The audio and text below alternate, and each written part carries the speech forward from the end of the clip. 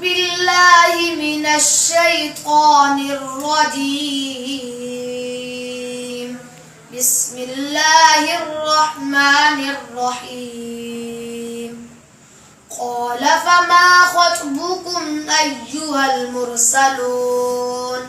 قالوا إنا أرسلنا إلى قوم مجرمين لنرسل عليهم حجارة من طين مصفمة عند ربك للمسرفين فأخرجنا من كان فيها من المؤمنين فما وجدنا فيها غير بيت من المسلمين وتركنا فيها آية للذين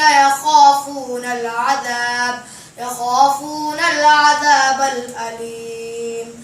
وفي موسى إذ أرسلناه إلى فرعون بسلطان مبين فتولى بركنه وقال ساحر أو مجنون